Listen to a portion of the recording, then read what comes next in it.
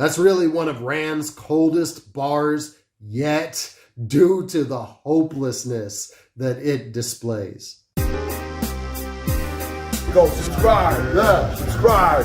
Hey, what's up, y'all? Welcome to Brews and Reviews. It is knowledge, and I got Ransom with the appropriate titled No Rest for the Wicked. This man definitely does not rest. As he says on this album, he's just resting his eyes. He ain't resting. He puts out albums at a rapid pace, although this was a long gap for him at 6 months since his last project, the classic Coup de Grace with Rome Streetz. And I mean, don't get me wrong, this ain't no 5-year Kendrick gap, but when Ransom goes 6 months between projects, people start asking, where's the project at? So let's see if the time that he put in on this one paid off. The Hawk.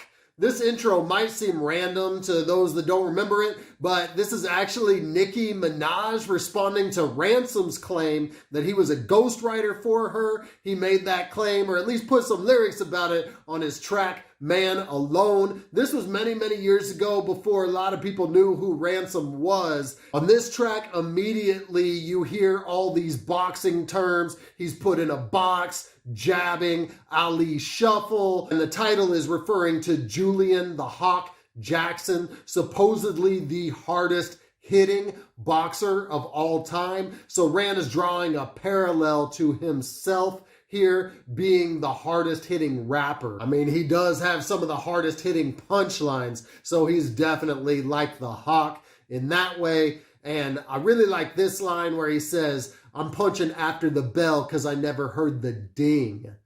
Rand highlights how he kept after it, kept putting in the work long into his career, much later into his career than a lot of rappers would stay if they weren't blowing up. And the work paid off because he never gave up. He never heard that bell. And as with any Rand album, I will definitely not be able to highlight all of the wordplay and punchlines that are going on here. This first track alone has more wordplay than on most rappers' whole albums. Rituals, Trust. We got 38 Spesh on this. Always a good collab when these two get together. Table for 3 off Shay Nor's album. Still among the best posse cuts of the year. And Spesh pops in some bars of his own on this. He says, when I sit in clubs, I drink a whole bottle and give your bitch the suds. I don't care if you Crip or Blood. This blue still will make your whole clique drip blood till it's a flood. Sorry for that poor impression. I just had to say it like that. 38 Spesh has one of those distinctive voices. Circumstances, no doubt one of the highlights. When you see Rand and the Game together, you know it's fire, just like Pray for the Weak off Coup de Grace, but you throw in Craven, an even more frequent collaborator for Ransom, and you know that it's on another level. Nicholas Craven coming in with the pitched up soul sample, and this has the same introspective vibe that we heard on Pray for the Weak. Interesting that that's Game and Rand's vibe when they work together, because it's not always their vibe solo, but they do it great when they get emotional on tracks like this. Rand speaks on his love and fierce protection for his family, seeming to say with these lines to keep yourself out of trouble because a prison stint could be bad for your family. He says, if I offend you, it's not my intentions. The judge spoke a couple words. I was shocked by the sentence. No reminiscing, no remembering. The world to your family is in your hands. They're dependent. Game's verse also goes hard. He says, avenge your man's death and your ass gonna be in the morgue with him. A nice touch by Craven, throwing in the West Coast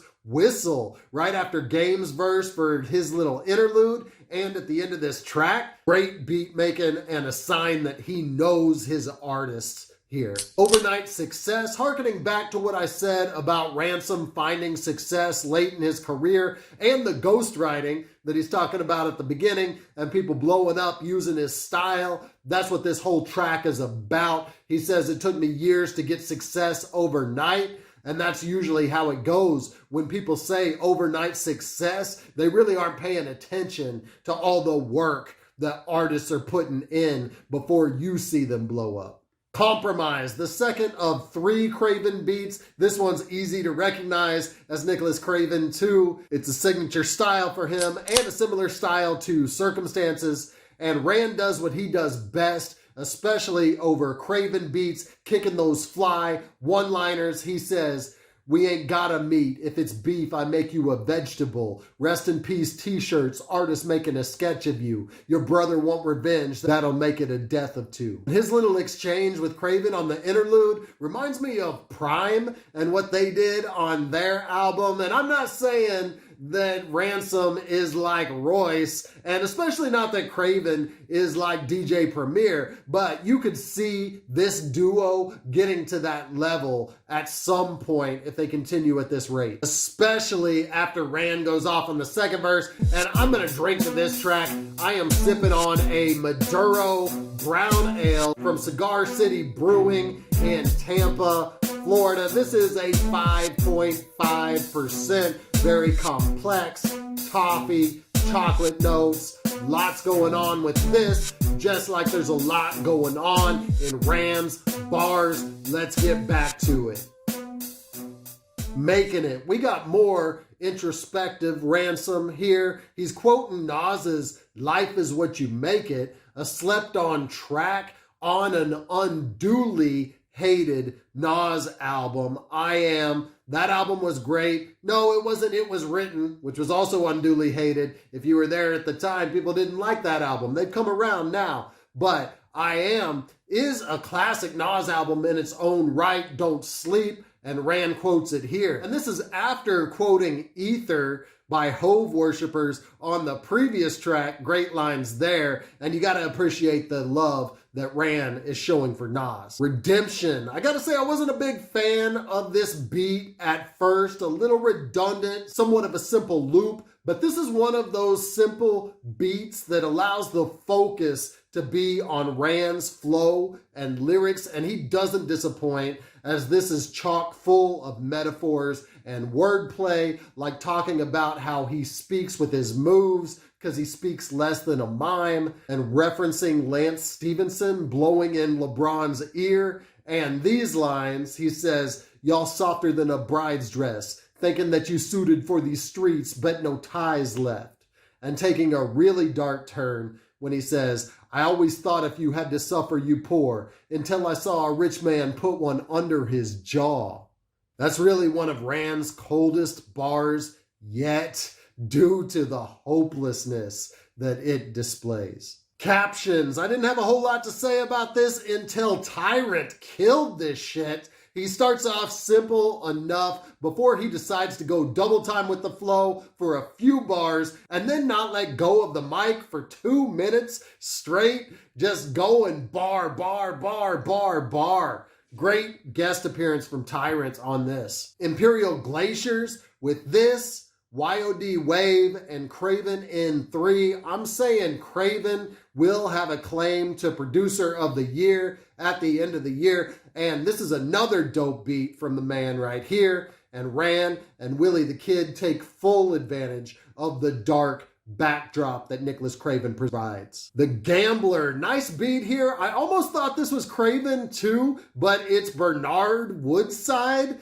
Not a great producer name, but he also did Rituals on this. Don't think I've heard of him besides that, but this beat is fire. And much like Rand did on The Hawk, he uses the title as an extended metaphor, utilizing gambling terms to describe himself and how he bet everything on himself. He says, "Life's a bitch, but you don't need to poker. I doubled down, they laughed at me. I don't need these jokers." The last track is beautiful, Gravesites, produced by JR, who also goes first on the track and has some nice instrumentation metaphors. He says, "Past lessons taught me how to get my bags heavy, and I never had to blow like the brass section. I just knew I would win as a hood kid."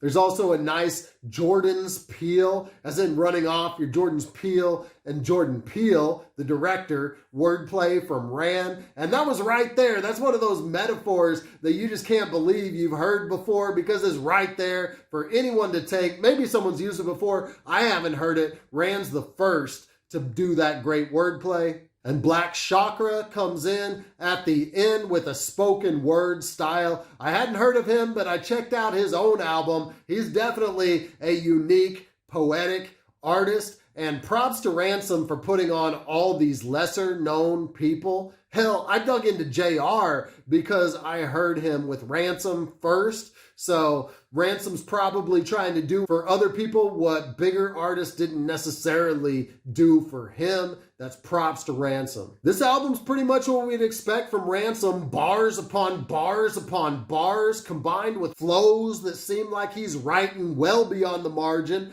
but work, wordplay, metaphors all on point, choosing more dark beats and a dark album cover at that to match his dark lyrics. This type of album is always welcome and will always stay on repeat. That being said, it doesn't really expand his discography or change the way we think about him as an artist, and it isn't the force that Coup de Grace was or the breakout of his original full projects with Craven.